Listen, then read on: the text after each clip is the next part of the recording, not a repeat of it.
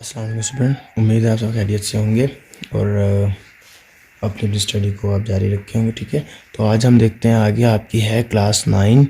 ठीक है, मैट्रिक्स के टॉपिक्स में से आपका है next 1.6 the matrix inversion method और क्रैमर रूल। ठीक है, तो क्वेश्चन नंबर 6 है, इसको एक्सरसाइज 1.6 है, इसको मैं दो पार्ट्स में डिवाइड करूँगा। जो आपके क्वेश्चन नंबर 1 है ना, पहले 8 पार्ट वो होंगे क्रैमर और इन्वर्जन में एक आपकी वीडियो में, और जो नेक्स्ट होंगे 2 to 6 वो आपकी सेकंड वीडियो में हो सकते हैं। ठीक है, तो हम इसको आगे आप देखते चलते हैं कि अब मैट्रिक्स जो है ये इन्वर्जन और क्रैमर जो रूल है ये आपका क्या कहता है। ठीक है, तो आप इसको देख सकते हो, यहाँ पे आपको एक मैट्रिक्स दिया गया है। ठीक है, तो हम इसको पहले करते हैं द मैट्रिक्स इन्वर्जन मेथड। ठीक है, अब ये मैट्रिक्स इन्वर्जन मेथड कैसे है। ठीक है, ये आपका ऐसे है कि ये जो आपको इक्वेशन दी गई है ना, इसमें से आपने ऊपर जो है इनके कोफिशिएंट्स ऊपर लिख लिए। ठीक है, दूसरी सेकंड इक्वेशन के कोफिशिएंट्स नीचे लिख लिए और इधर एक्स वाई लिख लिया, और इज इक्वल टू के बाद ये जो दो मैट्रिक्स दो वैल्यूज़ थी ये आपने यहाँ पे लिख ली। ठीक है, और इनको आपने नाम दे दिया यहाँ पे ए, एक्स एंड बी। ठीक है, अब आपने एक्स फाइंड करना है। ठीक है, एक्स और वाई की वैल्यू फाइंड करनी है, तो ये इधर था, ये उधर जाके हो गया ए इन्वर्स इंटू बी। अब ए इन्वर्स इंटू बी के लिए पहले आपने ए इन्वर्स निकालना लाजमी है आपके लिए। ये आपके पास ए मैट्रिक्स है, A inverse is equal to adjoint of A divided by A mod. Adjoint of A मैंने यहाँ से निकाल लिया, इन दोनों की वैल्यूज चेंज करके। अब दोनों 2 हैं तो फ़र्क नहीं पड़ता, और इन दोनों के साइन चेंज करके यहाँ पे लिख लिए। ठीक है, अब ए मोड आपका है जो, या ए डिटर्मिनेंट जो है आपका, वो आपने यहाँ से निकाल लिया। ठीक है, 2 multiply by 2 minus 3 multiply by -2, तो ये आपका कुछ आ गया यहाँ पे 10 नॉन सिंगुलर। तो वेल एंड गुड, आगे चलते हैं। यहाँ पे आपने इसको दोबारा लिखा। ठीक है, और 1/10 लिख के आगे इसको सॉल्व कर दिया। सॉल्व नहीं करना, जस्ट यहाँ तक आपने इसको लिखना है। फिर आपके पास क्या था, x is equal to a inverse into b. A inverse आपके पास ये था और b आपके पास 4 6 यहाँ से आपने यहाँ लिखा है। ठीक है, अब आप इन दोनों को मल्टीप्लाई करोगे। आपने मल्टीप्लाई करने के लिए आपके पास जो शर्त होती है ना, वो ये होती है कि फर्स्ट के कॉलम और सेकंड की रोज़ बराबर होनी चाहिए। अगर आप इसको देखो, इसके 2 कॉलम है, उसकी 2 रोज़ है, तो वेल एंड गुड चलता है। ठीक है, आगे चलते हैं। अब ये दोनों आपस में मल्टीप्लाई होके आपके पास 1/10 इंटू दिस। ठीक है, आगे सॉल्यूशन, और यहाँ तक आपके आ जाते हैं। फिर ये 1/10 अंदर मल्टीप्लाई हो जाएगा और आपके पास ये वैल्यू यहाँ पे आ जाएगी। इस x की जगह जो x is equal to this था ना, वो यहाँ पे मैंने यहाँ से x और y लगा के यहाँ पे लिख लिया, और आपके पास x और y की वैल्यू आ गई। इसको आप यहाँ पे सॉल्यूशन सेट में भी लिख सकते हो। ठीक है, सेम एज इट इज़ आपका पार्ट नंबर 2 है। ठीक है, पहले मैट्रिक्स इन्वर्जन को हम पढ़ेंगे और फिर इसके बाद हम आगे चलेंगे। ठीक है, क्रैमर रूल की तरफ। पहले मैट्रिक्स इन्वर्जन से सारे क्वेश्चन सॉल्व करते हैं। अच्छा, तो इसमें सेकंड क्वेश्चन है, इसमें आपने यहाँ से ए, एक्स और बी की वैल्यू निकालनी है। 3 मैट्रिक्स बनाने हैं।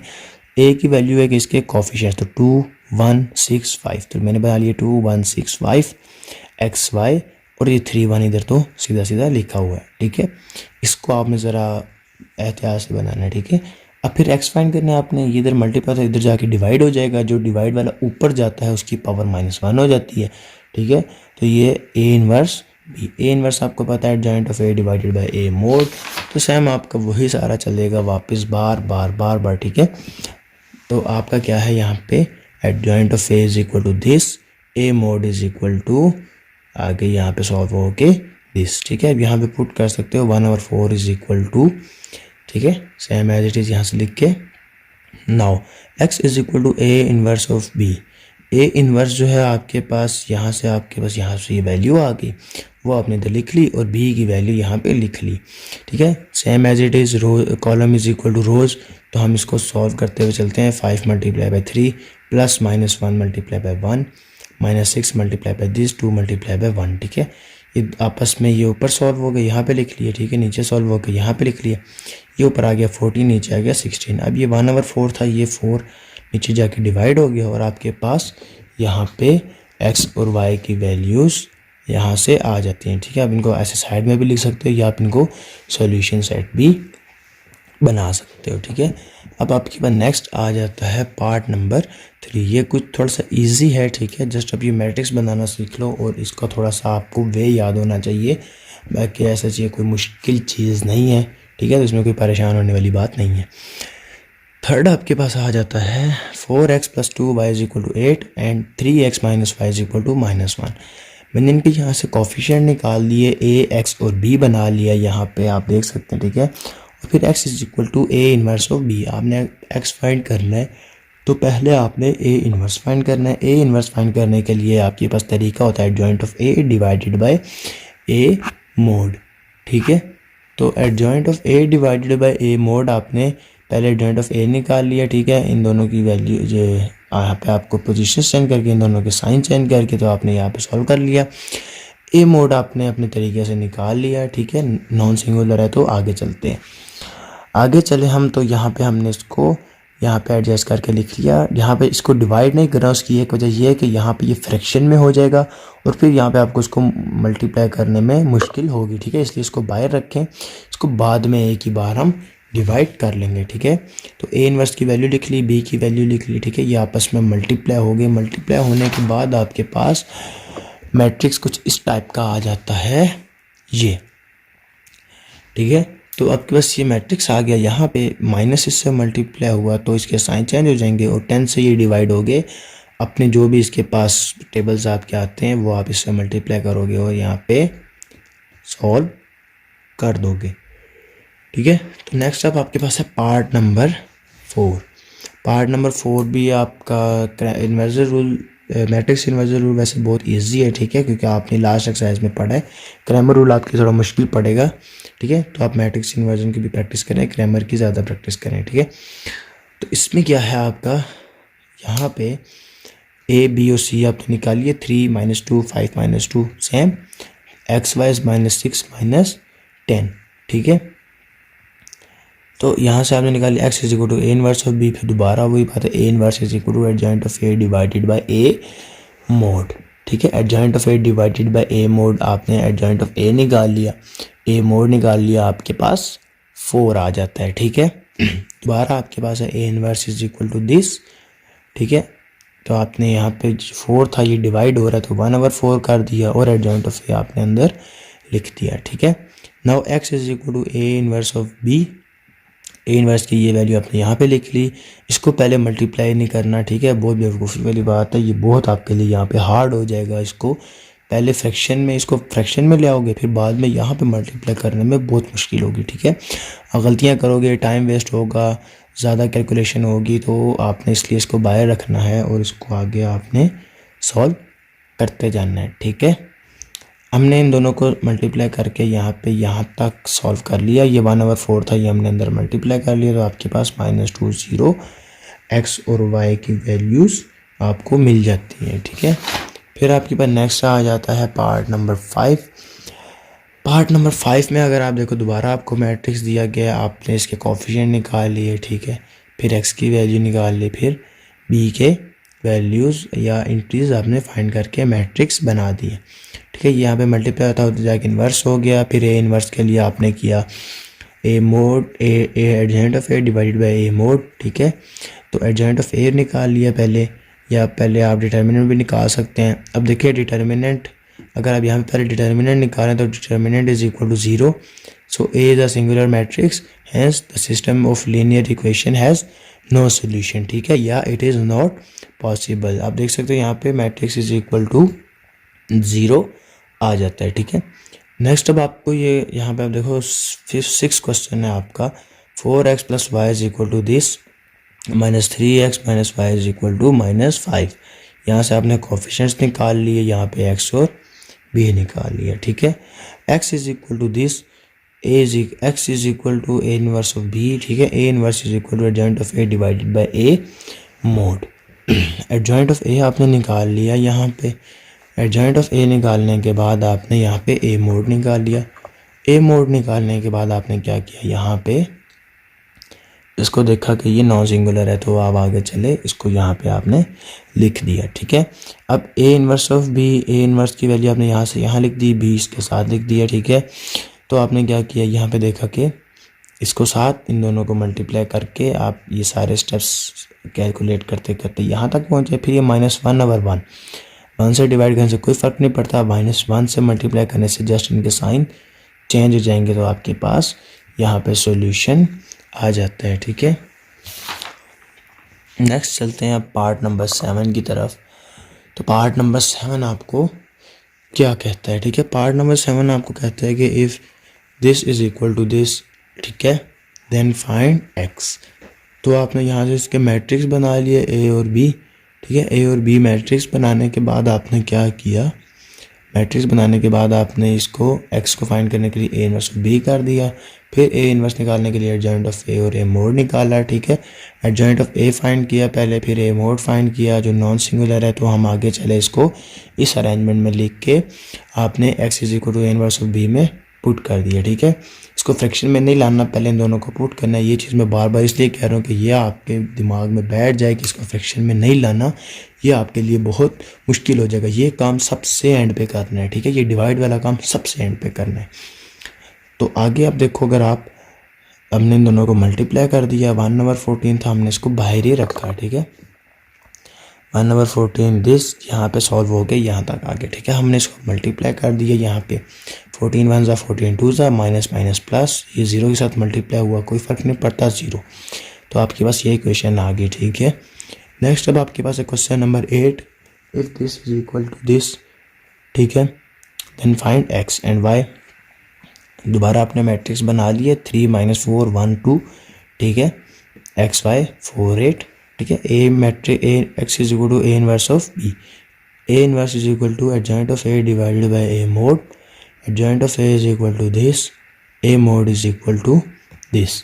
ठीक है, एडजॉइंट ऑफ ए आपने निकाल लिया, ए मोड आपने अपने मेथड से निकाल लिया, 3 × 2 -1 × -4 वो 10 आ गया, नॉट इज इक्वल टू 0। तो हम इसको आगे चल सकते हैं। ठीक है, आगे आपने a inverse is equal to adjoint of A divided by A mod 1/10 करके एडजॉइंट ऑफ ए लिख लिया। ठीक है, फिर आपके पास यहाँ पे क्या क्या, x is equal to A inverse of b.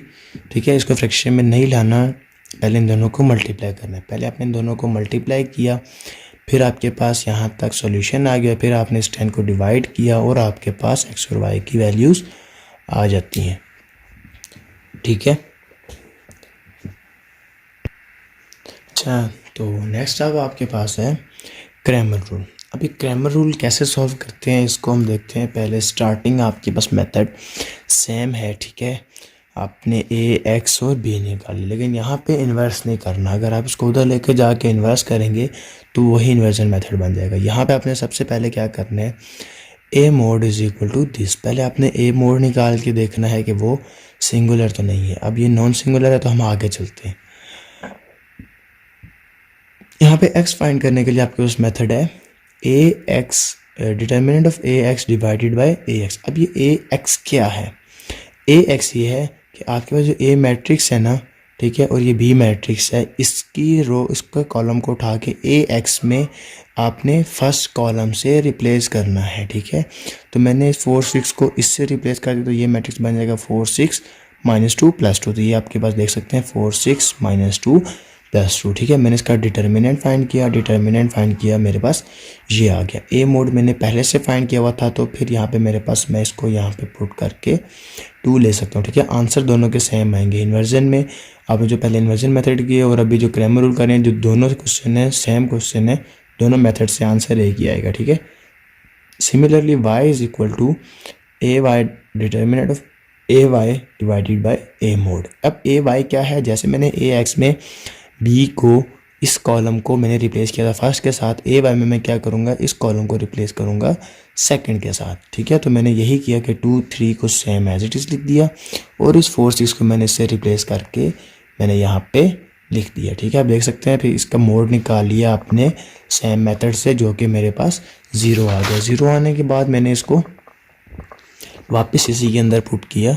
ठीक है, जो 0/10 तो फर्क नहीं पड़ता, 0। X is equal to this, y is equal to this. ठीक है, फिर आपका क्वेश्चन नंबर 2 है, उसमें आपने भी सेम एज इट इज़ करना है। क्रैमर रूल के लिए आप यहाँ तक तो सेम आओ। ठीक है, इन्वर्जन के लिए आप इसको फिर उधर ले जाओगे, इन्वर्स करोगे, और क्रैमर के लिए आप इसको इस मेथड से सॉल्व करोगे, ठीक है।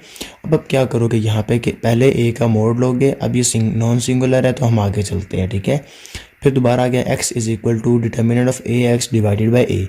अब ये ए एक्स किया है, ए और बी को आपने मर्ज करना है, यानी कि x को फाइंड करने के जो ए एक्स होता है ना, उसमें इस कॉलम को फर्स्ट से रिप्लेस करना है, ठीक है।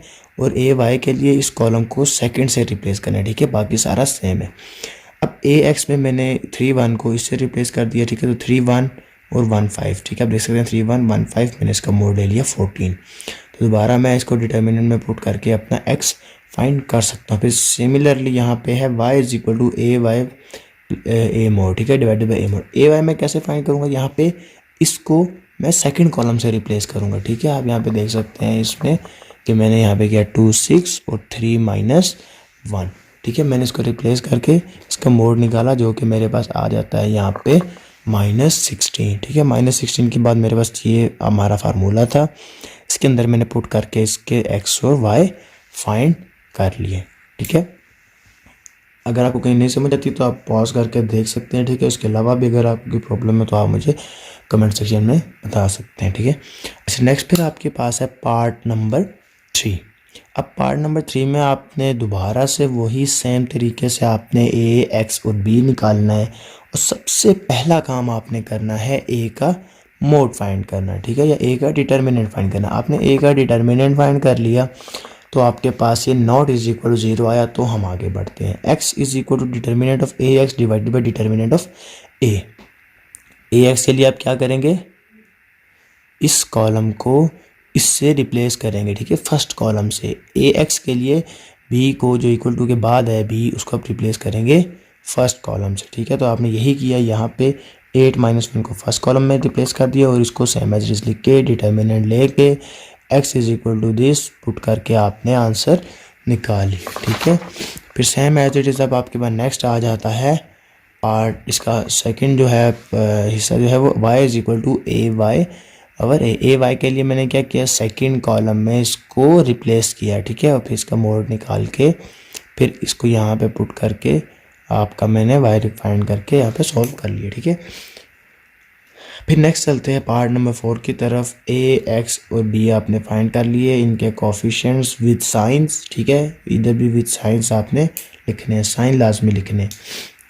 नेक्स्ट चलते हैं, अब पहले सबसे पहले ए मोड फाइंड करना है। ये यहाँ पे आपके पास आप मेंशन करोगे A is equal to 4, not is equal to 0, ठीक है। नॉट इज इक्वल टू 0 आ गया तो हम आगे बढ़ेंगे। X is equal to A x divided by A mode.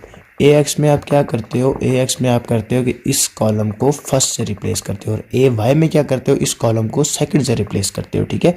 बाकी मल्टीप्लाई डिवाइड करना, मोड निकालना, वो सारी पुरानी चीज़ें हैं, ठीक है, उसके बारे में डिस्कस नहीं करेंगे। इस चीज़ को माइंड में बिठाना है। ए एक्स में हमने बी कॉलम को या बी मैट्रिक्स को फर्स्ट में मर्ज किया, इसमें फर्स्ट कॉलम में, ठीक है, फर्स्ट कॉलम से रिप्लेस किया। तो मैंने 6 10 को इससे 3 5 से रिप्लेस किया, मैंने यहाँ पे लिख लिया, ठीक है। बाकी -2 से है, मल्टीप्लाई करने के बाद आप यहाँ तक पहुँच आए, जो आपका आ जाता है यहाँ पे -8 आ गया। x is equal to A x divided by A mod. A x ये था, ए मोड 4 था, सॉल्यूशन करके -2। अब y में आपने क्या किया, दोबारा सेम एज इट इज़ जो है सेकंड कॉलम के साथ रिप्लेस किया, और फिर मोड निकाल के आपने यहाँ पे पुट करके इसके आंसर्स फाइंड किए, ठीक है।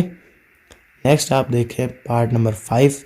पार्ट नंबर 5 में अगर आप देखो, आपको है 3x - 2y is equal to 4, -6x + 4y is equal to 7, ठीक है। आपने इसके मैट्रिक्स बना लिया। सबसे पहले ए मोड फाइंड किया, ए का मोड फाइंड किया, और आपने यहाँ पे देखा कि ये 0 है। अब ये 0 है तो क्या होगा, हम यहाँ पे मेंशन करेंगे कि this is a singular matrix, ठीक है। So solution is not possible, ठीक है, जैसा कि यहाँ पे मेंशन है, सोल्यूशन इज़ नॉट पॉसिबल, या आपका फर्दर जो भी आप कह सकते हैं, ठीक है। आगे this question is not possible, better ये कि सोल्यूशन इज़ नो पॉसिबल, ठीक है, नो सोल्यूशन लिख के बात निपटा दी थी, ठीक है। आगे है पार्ट नंबर 6। पार्ट नंबर 6 अब आपका सेम एज इट इज़, आपने मैट्रिक्स निकाल लिया है। पहले ए मोड निकाल लिया जो कि -1 आ गया, ठीक है। अब ये -1 यहाँ पे नॉट इज इक्वल टू 0 है, तो बात ठीक है। आगे चलते हैं, ठीक है, आगे चलते हैं। x is equal to A x divided by A mod. A x में क्या करना है हमने ए एक्स में करना है इस मैट्रिक्स को इससे रिप्लेस करना है फर्स्ट कॉलम से, ठीक है।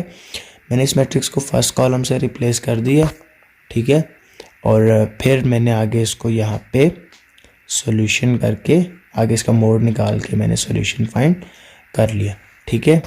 फिर सेम आगे इसको मैंने यहाँ पे पुट करके वैल्यूज़, तो 4 मेरा आंसर आ गया। फिर ए वाई में क्या करना है, इस मैट्रिक्स को इससे रिप्लेस करना है, ठीक है, सेकंड कॉलम से रिप्लेस करना है।